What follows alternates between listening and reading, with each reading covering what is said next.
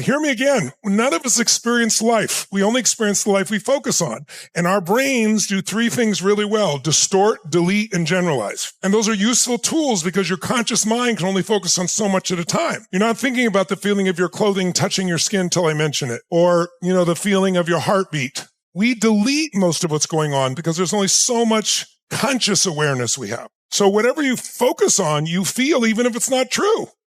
If you think someone's taking advantage of you and you imagine them doing that, you're going to feel it in your body as if it happened. That's why the whole phrase that says, courageous person dies once, the coward dies 1,000 times. Because the coward's always thinking about, oh my God, what this happens. And so the experience in your body might as well have been through the death, the emotional death, whatever it is. You can change your focus. How fast, my friend? So while relationship is the base of it all, as we're about to see in more detail, I want you to remember whether you're happy or not is completely your choice. Abraham Lincoln's very famous for saying, most people are as happy as they really choose to be. We all know what he did, what he accomplished, including how he passed, unfortunately.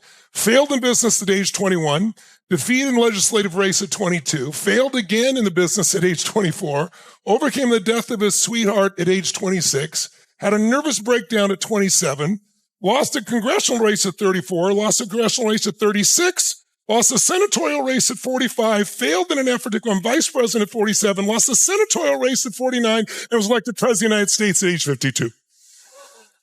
And saved the nation.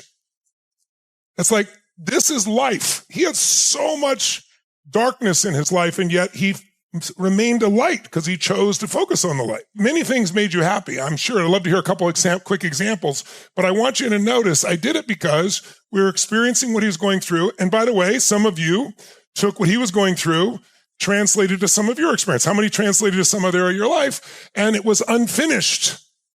And so I want to make a shift, but I want you to still stay in a beautiful state. So all I had you do is think of three things that make you happy and then ask you a little bit about the qualities of that happiness. Was it excitement that did it? Was it completion? Was it achievement? Was it a feeling of a breakthrough? Was it just fun? Was it variety? Was it with someone else? Were you by yourself? But I want you to notice it changes like that. It is your choice to be happy or not. That's why you got to set a standard of how you're going to be. Because if it's only going to be what the environment triggers you to focus on, then you're going to be at the waste of social media or whoever's around you. If you're going to own yourself, you're going to have your own autonomy as a soul, you have to start to choose what you're going to focus on consciously. Because most of us have some idea of what the worst experience could possibly be. The experience that we couldn't come back from, or people wouldn't come back from, and some don't in these situations. In fact, some of you have heard, you're familiar, some of you, I've told you about it, but others, if you haven't, I just want to give you an example, and if you've heard it before, remind you of it. So if I asked you, what would be the worst thing that could ever happen in life? The number one answer in North America for people say is if they became a quadriplegic. And if they asked them what's the best thing that could happen, believe it or not, the number one answer was win the lottery. Right? Those are the two. But what's interesting is there have been studies on people that have won the lottery and studies on people that have become quadriplegics. And the question is, 3 years after that experience, whether you lost the use of all your limbs or you won the lottery, who was happier? Who was happier? Well, it's kind of a setup. You immediately go, it must be the quadriplegic. Hell no, the quadriplegic wasn't happier. What are you thinking of yourself? Nor was the person who won the lottery. Because what happens is our brains adjust. If you don't drug the person who went through the quadriplegic, if they are able to be in their natural system, we have a natural happiness immune system. We adjust. Most people have a set point for their happiness and they get back to it. It's interesting, the people with the lottery now, everybody wants something from you. You know what it's like when you really, how many have had something you wanted to give somebody and then you find out they expect it or demand it and it took away all the joy? Who knows what I'm talking about here, right? Well, imagine all of a sudden everybody wants something from you who didn't really care before. And those people now start to feel jaded and angry. And the people who can't move, what's interesting about them, if they start to move their finger this much for the first time, they get overjoyed because we all lose our references. Contrast is the most powerful tool I know to keep you balanced on your happiness. And that's where freedom comes from, right? You can be in a great relationship and make yourself miserable, true or false? Can you have a lot of people around you love you and not feel loved? Sure, you can focus on something that makes you feel unloved. You can make it up in your head. So it's all, whether we're happy or not, has nothing to do with the external world. It is only the internal world. I know you know that intellectually, but we want to experience that again and again this week until it goes from intellect into your body. That's when mastery happens, right? We talk about cognitive mastery. You understand it. That's cool. You need cognitive mastery, but that and $4 gets you a Starbucks. And meaning you got to have it, but it doesn't change your life. It gives you the chance to change your life. When you add to that cognitive understanding enough emotion and enough consistency where you link consequences, good ones doing the right things, painful things doing the wrong, then you start to apply it more consistently. But when you do it repetition with enough emotion, enough consistency, it gets in your body, then it's like automatic. Like how many of you have some area of your life where you have some real mastery, where someone else finds it difficult, but you're able to do something really easy that other people find hard, right? It's because you've done it so many times. We want to do that with happiness. But to do that, you have to make it a priority. You have to start to value happiness more.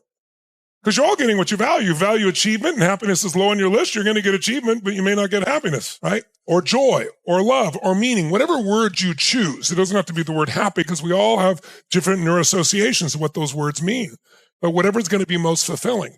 So real fast, just 3 people. Tell me quick, what'd you focus on, and how much did it change your state? What were the qualities? Yes. So Nick Champagne from New York City. Give it up. So 3 things that I'm happy about. 1, we just did this pre-experience in Dubai with about 200 people. 2, the opportunities in front of me. Just very blessed for them, and just it's a matter of converting on them. And 3, I'm going to be a father. Oh, congratulations. That's awesome. By the way, notice one of his was an experience he just had. It's completed, but he didn't let it be complete. It's still alive in him.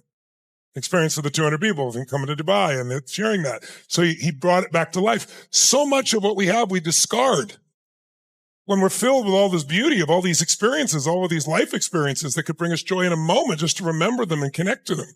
And then from that state, we can generate other things. And then what else has he said? Things in the future that are opportunities.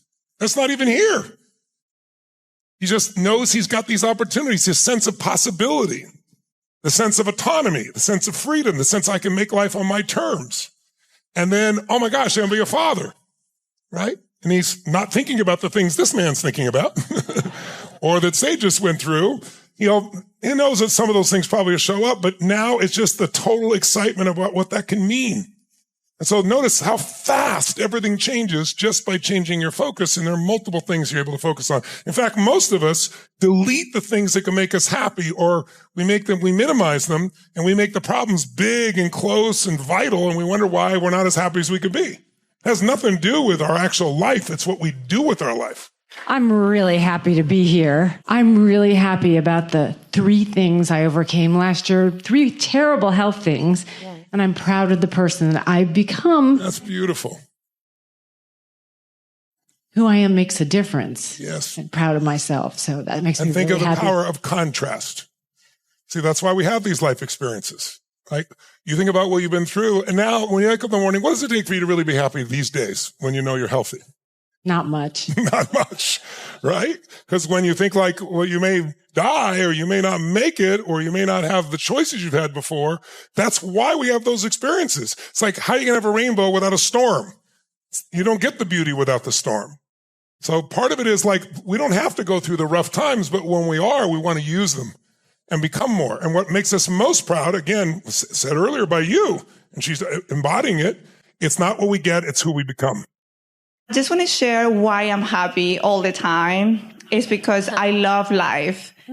And for me, wake up every morning and just be happy and healthy is enough.